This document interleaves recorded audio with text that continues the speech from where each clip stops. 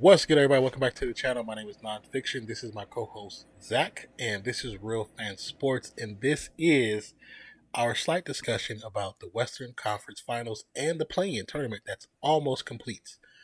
What's cracking, Zach? I'm doing good, man. Been excited about the Western Conference, in particularly my New Orleans Pelicans. It's been a fun ride watching all these teams. You know, Western Conference is a little bit slower than the East. You know, I don't think it's as much of competition, but there's still some great teams, and I'm excited to see it. Yeah, the Western Conference is, you know, of course, my team's in the West, so of course, you know, I pay attention to the West a lot more than I do the East. But I think it's going to be some of these games are going to be very, very fun to watch on both the East and the West. But we're going to start with the West, and we're going to start with the play-in. And currently, the previous play-in was Minnesota at the Clippers, and Minnesota pulled that off. And they're going to be facing the Memphis Grizzlies. And then the game before was the New Orleans Pelicans versus the San Antonio Spurs. Pelicans pulled it out with that W, and they'll be facing the Los Angeles Clippers. So, with that being said, what are your thoughts on the Clippers and the Pelicans Friday night? You know, we talked about it earlier on in our streams, and, you know, I think the Clippers are the deserving favorite in this matchup. But a lot of people tend to forget that the Pelicans in the regular season have beat them 3 out of the 4 games. The last game we did lose heavily, but the Clippers also have put out the best three-point performance of this season. And I don't think they're going to be able to recreate that. I know they have Paul George back, and that's, you know, a big implement for their team. You know, it's huge him coming back. But they weren't able to get the job done against Minnesota, and the Pelicans are just on a roll right now. They're playing well. CJ is playing good. BI's back healthy. Valanciunas has really started attacking the paint a lot more. He did this a lot in the last game against San Antonio, and I think that's going to give the Clippers some trouble. I think they're going to hold it down on defense, and, you know, my initial thought was Clippers were going to win, but I'm really more and more feeling like Pelicans are going to go ahead and step into Phoenix. Now, I like the Clippers before Paul George came back. I think I'll say this. I think if Paul George is still injured, and of course Kawhi is still injured, I would say the Clippers. But there's something about him coming back towards the latter part of the season that kind of has broken up that chemistry that was being formed between Mann and Jackson. Like they had a 1-2 duo that was killing teams off. As many games that we've seen, they were playing really well at a high clip. Now, in this previous game where they played against Minnesota, it didn't look that same. Those rhythms weren't there. Man barely touched the ball, as we talked about in the live stream. Exactly. He barely touched the ball. And it's like he was barely in the game. He was one of your more active players during the time that Kawhi and PG was gone. So in that vein of things, I'm looking to say Pelicans. I'm looking at Pelicans to pull this one out. And actually, I think it's gonna be a close game. It's gonna come down to the wire. I'll say that. It's gonna come down to the wire. Especially if we get the regular PG that we get every third, fourth quarter. If we get that same PG, Pelicans will pull it out, no problem. Look, I'm just gonna say, you know, LA stands for Los Angeles, but LA is also Louisiana, and we're gonna be the better LA in this situation. The Lakers didn't want nothing to do with us. The Clippers don't want nothing to do with us either. We going in. Oh, yeah, I believe that. So, okay, after that, we know that the winner of the Pelicans and Clippers will play the Phoenix Suns. So, if it's the Pelicans against the Phoenix Suns, what are your thoughts on that one? So, I mean, you know, the way I look at this is Phoenix is my team. I think that's going to go all the way. They just they make the game look very easy, and that's a hard thing to beat. Whenever you're putting up scores and beating teams like the way you are, it shouldn't look this simple, and they make it look simple right now. So I think Phoenix, regardless of the team they play, is probably going to 4-0 them. As a Pelicans fan, I'm going to say we might sneak one. You know, we might sneak one. Throwing some hate over at CP, we might sneak one. But I think Phoenix is going to 4-0 whoever they face. Okay, and if the Clippers pull it out, what are your thoughts on that one?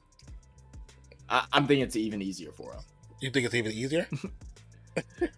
I'm just gonna say easier because I'm a Pels fan, but I think it's a 4-0. I just don't think I really don't think they have a chance. I just don't. Really don't. I will say if it's the Pelicans, I do believe that the Suns will win in a 7-game series. I don't know, like I think they'll get more than one game though. In a 7-game series, I think the Pelicans will get more than one game. When it comes to Clippers, Suns kind of just own the Clippers right now. And even with Paul George, I don't think it's a question that they'll beat the Clippers. Right. So after that, we both agree if they go into either team goes against the Suns will come out victorious and go to the second round. So after that, we have the Dallas Mavericks at number 4 versus the Utah Jazz at number 5. What are you thinking? I haven't watched too much of either of the games, but I've never been such a huge fan of Utah. Like, I just think they're one of those teams that just don't excite me. Mm-hmm. But in saying that, Dallas without Luka, and the rumors are right now is that Luka's going to miss at least game 1, but they're thinking it's going to be both game 1 and 2. They will have home court advantage, but I think Dallas is still going to be able to do them in. I'm thinking in a 7-game series, I think Dallas is going to go ahead and beat Utah in this situation. I think they're going to beat them. I think it's going to end up being around game 6, and they're going to close it out there. I kind of agree with you on that one. I think Dallas, even without Luka, can still bring it to Utah enough. I mean, I'm assuming that he's going to miss at least the first 2 games. But it really depends. They never really gave us a full diagnostic on the severity of that injury. They just told us what the MRI said and said, well, he'll be missing the first game. So if it's worse than that, there's big question marks around Dallas because Dallas needs Luka. If they make it past the first round, they can't win without Luka. I don't care who they play. They can't win without Luka second round. Definitely. But also, I mean, we've talked about it in live streams. I'm not the biggest fan of Utah's chemistry.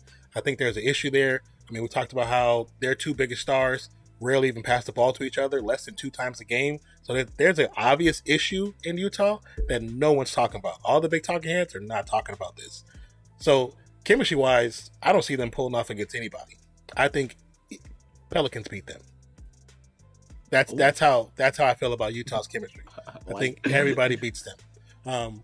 So I'm still saying Dallas, maybe in 7, depending on how injured Luka really is. But I'm gonna say Dallas. Okay. And then next up we have the Golden State Warriors sit at the third spot, and then against the Denver Nuggets sit at the 6th spot. What's your thoughts on that one? I kind of want to hear your opinion first, man. You're the Golden State Warrior fan, bro. You born and raised up in Oakland, So, like, what's your thoughts going in? Well, I mean, just off the bat, I just say Warriors going to win. I don't know. I won't say in 4. I'll say 5 just to be generous. I think if the Warriors, because I know Steph Curry is injured and he's been rehabilitating, and he looked really good in practice. And I've watched a lot of footage from. There's a channel on YouTube called Let's Go Warriors, and they have a lot of footage of Steph Curry in practice. So if you haven't seen any of the footage, and you're curious, check out Let's Go Warriors. They have a bunch of footage of him in practice. Now, if he doesn't play the first game, which I don't think he should, I think he should sit out. See what the Warriors can do against Denver in that first matchup, and if it's very close, it becomes a game time decision for game 2. If it's not even close and they win by 15-20, let Steph sit another game, let him rest, and then let him go into game 3. But I feel like the Warriors are going to pull it out at least in 5 games. Yeah, I mean, I agree with you. My biggest thing is, especially when we get into playoffs, this ain't regular season anymore. These teams are playing harder and harder. Mm-hmm. Defense is especially top notch whenever we get into the playoffs.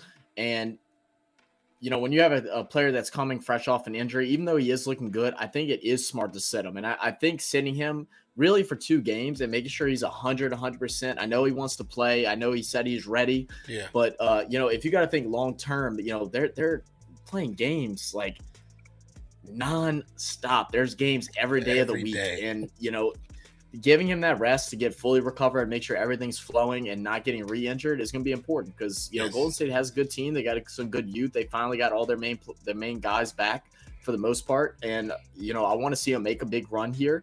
I think they're going to beat Denver. I think it's going to go probably, I was thinking like 5 games too. I think they're going to win the first at home. I think they'll sit Steph the second, possibly lose that one. But I think whenever Steph comes back, he's just going to run it. He's going to run it through him. Yeah, I agree. So I'm thinking somewhere between 5 and 6, but I really feel in game 5 on this. I'm just not a fan of Jokic either. I think he's the biggest crybaby in the league. I feel he's something about that. Feel something about that man, like something that big, that sloppy, but he just puts up points and people can't figure out how to stop him. I don't understand why. Like, I mean, I've watched some games, but I think Golden State's going to do a number on him. I agree with you there. Okay, so last up in the Western Conference for the first round, we have the Memphis Grizzlies against the Minnesota Timberwolves. What are your thoughts? I absolutely love Memphis, and I'm not supposed to. They're in the same division. I know it's a little bit different with the NBA and NFL. I'm not supposed to like them, but like Ja Morant is the guy that I wanted the Pels to pick even over Zion. Now, we'll see. As of right now, would have been the better pick. We'll see, with Zion's injuries, but man, Ja gives me so many flashes of AI, who is someone that I looked up to as a kid watching basketball and playing basketball. I wanted to be like Allen Iverson. I learned his moves, practiced his move, and Ja Morant is just so explosive. He's taller, he jumps higher. He's got it. His shot is developing so well, and then the depth in their lineup is crazy. Even with him being out, they were winning games. Their star player, they were still winning 25. Games. They 25 and that, yeah, and that boy Bane, he is serious. He is something serious. He is a good shooter. He's good with the rock. I almost want to say Memphis will 4 out him. I think Minnesota can sneak one. I think Minnesota can sneak one just because all the hate that's going on with them over celebrating and stuff like that, which I don't agree with. Celebrate, enjoy your wins, but I can see Memphis 4-0 them. If I'm gonna be generous, I'm gonna say like game, maybe game 5, but I can see a 4-0 in that. Interesting. Okay. I'll take that answer. Me personally, I think this is going to be the best matchup in the first round. This is going in the Western Conference. Is going to be the best matchup. Both of these teams are very, very close in style, very close in the way they run.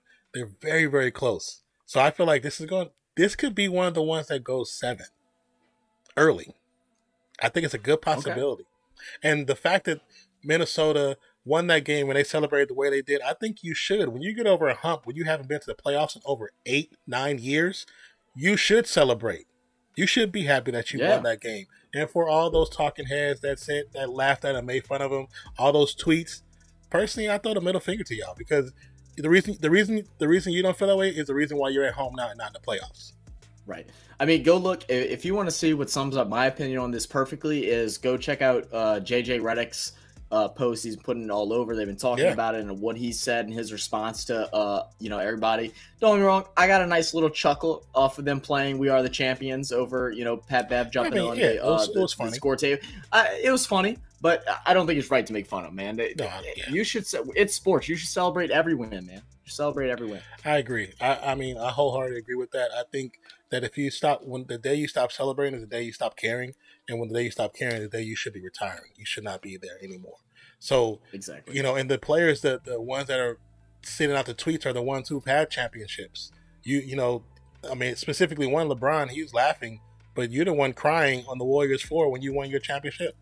Aren't you in Cancun, bro? Turn your service off, bro. You're getting too many long distance miles. Seriously, okay, I think get off the phone and go enjoy the beach. All right, that's all you got to look forward to. I think it was so disrespectful for everybody to do that the way they did. Like, I think especially for Beverly being able to go to not only get to the playoffs with a new team after they said he was washed up and no good, bad ankles, bad back, but to beat the team that said he was that person.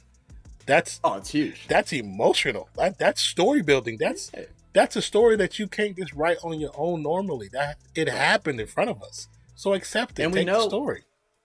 And we know Bev is a passionate player, man. He plays with a lot of passion. I know a lot of people don't like his style. I personally don't like his style either. And I've talked about this, but you got to respect his hustle. He's a smart player. He plays hard. He plays dirty.